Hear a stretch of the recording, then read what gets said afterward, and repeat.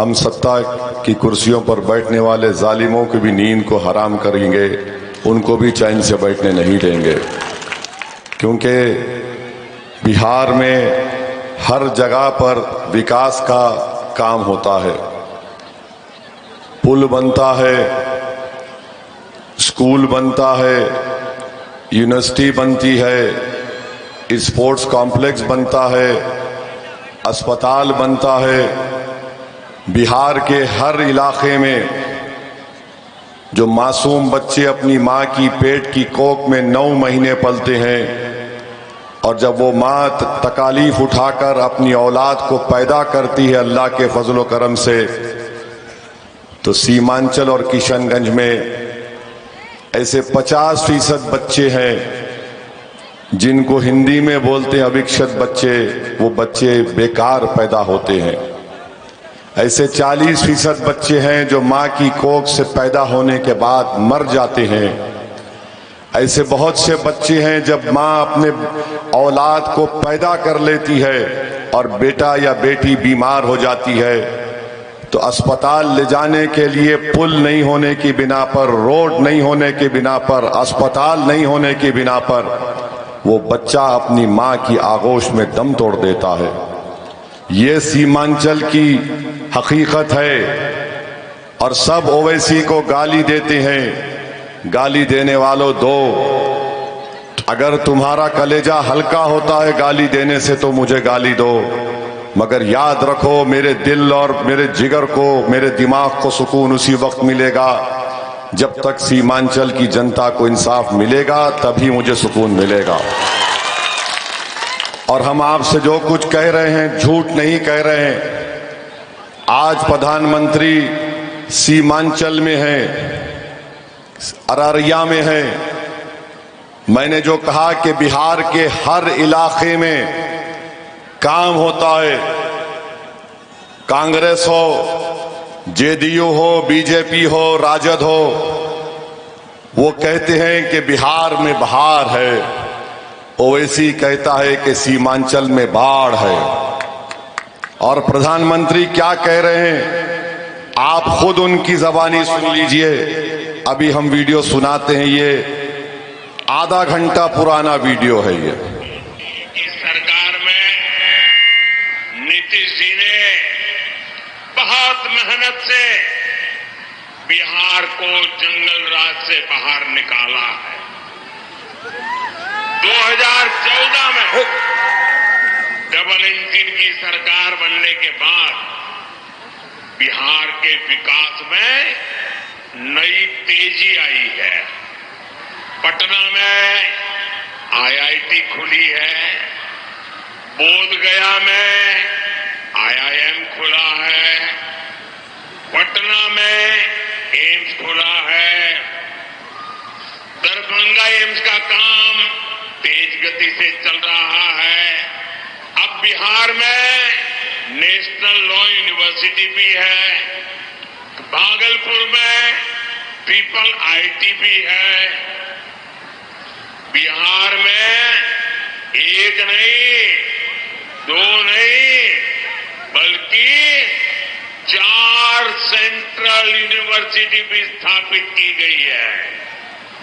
साथियों, एनडीए सरकार में गंगा पर 4 बड़े पुल बनाए गए हैं।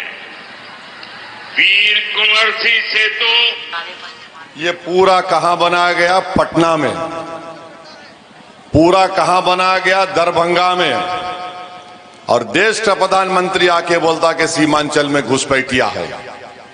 इनकी जबान से सुना आपने, पटना में ये बना, पटना में वो बना, पटना में ये बना दिया, पटना में इंटरनेशनल स्पोर्ट्स कॉम्प्लेक्स बना दिया, दरभंगा में एम्स बना दिया और सीमांचल को क्या दिया? गाजर की पुंगी दिया खाली। मगर प्रधानमंत्री जान लो, अब तुमको जबान से सीमांचल जिंदाबाद हम बोलने लगाएंगे इंशाअल्लाह ताला। तुम ये देश का प्रधानमंत्री सीमांचल अररिया में आकर कहता है पटना में ये, पटना में वो, दरभंगा में ये। 4 साल तेजस्वी भी उप मुख्यमंत्री था, इसकी भी जिम्मेदारी है। इसने क्या किया? इसने कह दिया जब हम सीमांचल की इंसाफ की लड़ाई लड़ रहे तो तेजस्वी बोलता है ओवैसी चरमपंथी है। मेरे भाई, हमारे पास मालेगांव के हमारे विधायक हैं मुफ्ती इस्माइल साहब, दारुल देवबंद के पढ़े हुए हैं, 2 मर्तबा के विधायक हैं मालेगांव के। क्या ये चरमपंथी हैं बताओ आप? या इतने मजमे में लोग दाढ़ी सर पे टोपी है, क्या ये चरमपंथी हैं? हमारी माँ और बहनें इतनी कसीर तादाद में आज आई है, ये सर पर पल्लो ओढ़ती हैं, कोई हिजाब पहनता है, कोई बुर्का पहनता है, तो क्या ये चरमपंथी हैं? मस्जिद को जाना, 5 वक्त की नमाज पढ़ना, कुरान की तिलावत करना, मदरसे में पढ़ाना, मदरसे में बच्चों को पढ़ना, क्या ये सब चरमपंथी बन जाते हैं? ये तेजस्वी का सोच है। तो नरेंद्र मोदी ने एक भाषण में कहा था कि कपड़े देखकर पहचानो, कहा था। उसका भाषण निकाल कर देखो, मोदी ने कहा था कि इनके कपड़े देखकर पहचानो। तो तेजस्वी क्योंकि मोदी का छोटा भाई बन गया, उसने चेहरे पे दाढ़ी, टोपी, बुर्खा, पल्लो देखकर कह रहा ये सब चरमपंथी हैं। अब इस पर कोई नहीं बोलता है, सीमांचल पे कोई नहीं बोलता है। हम सीमांचल की लड़ाई लड़ रहे हैं, मोदी का भाषण आपको सुना दिए। राजद क्या बोलती है? अरे हम लालू जी जब थे वो फुला थे, अरे यहाँ पर पुल नहीं है, रोड नहीं है, अस्पताल नहीं है, बच्चों के लिए तालीम का इंतजाम नहीं है। पूरे सीमांचल के लिए किशनगंज में 1 डिग्री कॉलेज है, मारवाड़ी डिग्री कॉलेज। बताओ हमारे बेटियां बच्चे कैसे पढ़ेंगे? हमने लड़कर कहा था बहादुरगंज की जनता को 5 साल पहले डिग्री कॉलेज बनाएंगे, अब उसकी जमीन मिली है। अब ये तौसीफ आलम साहब की जिम्मेदारी है कि उसको मुकम्मल कराए बिल्डिंग बनाकर इंशाअल्लाह। और हम आपसे वादा कर रहे हैं इंशाअल्लाह ताला, हम शुक्रगुजार हैं हमारे भाई मासूम का, वो हमारे और करीब आ गए। नाराजगी थी, वो नाराजगी वाजबी थी मासूम साहब आपकी, और नाराज कोई अपनों से होता है, गैरों से नहीं होता। मासूम साहब यहां पर है हमारा मासूम, ये वाकई में मासूम है ये देखिए आप कितना माशाल्लाह चेहरे से, हर एतबार से आज हमारे साथ आ गए। हम इनका शुक्रिया अदा करते हैं और साथ ही साथ हम आपको वादा कर रहे हैं कि इंशाअल्लाह ताला दक्षिण दरमिया से देशिया टोली कब्रस्तान को जोड़ने वाली रोड का काम तौसीफ आलम कराएगा इंशाअल्लाह ताला। उत्तर दरमिया से घाट बस्ती अटलाबारी को जोड़ने के लिए पुल का काम भी पतंग छाप का तौसीफ आलम कराएगा कामयाबी के बाद। मटियारी और चूनामारी का पुल भी इंशाअल्लाह ताला ये काम भी तौसीफ आलम कराएंगे। और अगर तौसीफ आलम नहीं कराएंगे तो ओवैसी यहां पर आकर इनका हाथ पकड़कर तुम्हारे सामने खड़े रहकर पूछेगा तौसीफ साहब क्या हो रहा है बताओ हमको। हम आपसे वादा कर रहे हैं। अब हम लोग समझते हैं कि ओवैसी भूल जाता है, ओवैसी नहीं भूलता। ओवैसी के दिमाग में अल्लाह ने बहुत थोड़ी बहुत याद रखने की सलाहियत दी है। अगर हम किसी से 5 साल के बाद भी मिलते हैं, एक सहाफी हमको मिले, बोले मैं आपको लखनऊ में मिला था, मैंने उनसे कहा हाँ तुम यहाँ पर होटल के बाहर मिले थे, ये गुफ्तगू हुई थी और इतने लोग थे, हमको याद रहता है। तो सीमांचल से जुल्म करने वालों मैं तुमको भूलने वाला नहीं हूं। और सीमांचल की जनता याद रखो, जब तक ऊपर वाला हमको जिंदा रखेगा हम तुम्हारी लड़ाई लड़ते थे, लड़ रहे हैं और लड़ते रहेंगे इंशाअल्लाह ताला। ये सीमांचल की और बहादुरगंज के इंसाफ की लड़ाई है। मेरी आपसे अपील है कि आप अपनी पार्टी को मजबूत करिए। मजलिस इत्तेहादुल मुस्लिमीन आपकी आवाज है। हम इलेक्शन क्यों जीतना चाहते हैं तो सीमांचल का इंसाफ के लिए, पुल की तामीर के लिए, अस्पताल की तामीर के लिए, बच्चों के स्कूल के लिए, किसानों को उनकी फसल की कीमत मिले और टाटबंद का काम हो, नदी कटाव से जमीन बहकर चली जाती, उसका पैसा नहीं मिलता। ये हमारी लड़ाई है। हमारी लड़ाई को हिंदू मुस्लिम की लड़ाई नहीं है। हमारा मानना यह है कि इन तमाम नाइंसाफियों को खत्म करने के लिए आपको अपने वोट और अपनी आवाज चाहिए, जो पटना के जालिम लोगों के सामने बैठकर आपके इंसाफ का लड़ाई लड़े और आपको इंसाफ दिलाए। लोग बोलेंगे पहले भी जीते, जो जीत कर गए थे वो गूंगे, अंधे और बहरे बनकर पटना की विधानसभा में बैठते। एक पार्लियामेंट में 540 में आपका बेटा, आपका भाई असदुद्दीन ओवैसी है, उन सब की नींद हराम करके हम रख देते हैं पार्लियामेंट में। तो हम आपसे अपील कर रहे हैं, गुजारिश कर रहे हैं कि 11 तारीख के दिन अपना एक वोट का निशान पतंग छाप पर लगाइए। आप साथ देंगे ना सीमांचल की लड़ाई में हमारा?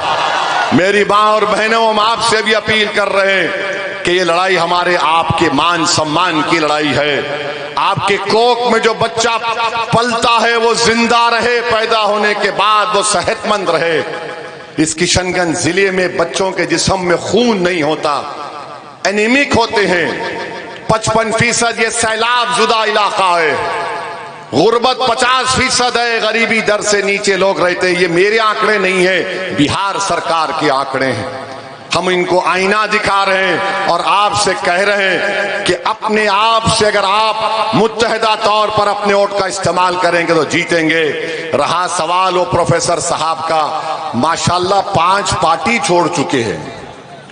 5 पार्टी, 1 2 3 4 5वीं पार्टी में गए हैं। मैं मुबारकबाद देता हूं प्रोफेसर साहब। लगता है कि आइंदा 5 साल के बाद आप मोदी के बाजू खड़े रहेंगे, क्योंकि जो जबान और भाषण का इस्तेमाल आप कर रहे हैं वो सिर्फ आप नफरत का इजहार कर रहे हैं। मैं सीमांचल की जनता में उम्मीद को जगा रहा हूं, उनको बुज़दिल नहीं कर रहा हूं। मैं सीमांचल की जनता को ख्वाब दिखा रहा हूं, इसलिए दिखा रहा हूं कि इस ख्वाबों को हम पूरा करेंगे इंशाअल्लाह ताला। और हम यहां पर जीतेंगे तो सिर्फ ठाकुरगंज, बहादुरगंज, कोचादामन, बैसी, अमूर, जोकीहाट या अरारिया जीत के लिए नहीं, पूरा गेम बदल देंगे इंशाअल्लाह ताला। पूरा खेल बदलेगा, पूरा खेल बदलेगा। 14% यादव मुख्यमंत्री बनेगा, 3.5% मल्ला उप मुख्यमंत्री बनेगा और 17% क्या करेगा? तुम्हारे सामने दरी बिछाएगा, सर झुकाएगा, भीख मांगेगा। नहीं जालिमों, सुनो, 17% मुत्तहिदा तौर पर वोट का इस्तेमाल करेंगे और इंशाअल्लाह ताला याद रखो मेरी बात को, सीमांचल का बेटा बिहार का मुख्यमंत्री बनेगा इंशाअल्लाह ताला। नाइंसाफी का खात्मा कैसे होगा? इंसाफ कैसे पैदा होगा? इंसाफ ताकतवर के लिए नहीं, इंसाफ कमजोर और मजलूम के लिए होना चाहिए। तो 11 तारीख के दिन पतंग छाप को वोट दीजिएगा, मुत्तहिदा तौर पर अपनी पार्टी का साथ दीजिए। अब की बार 1 लाख पार। 11 तारीख को पतंग छाप को कामयाब करिए।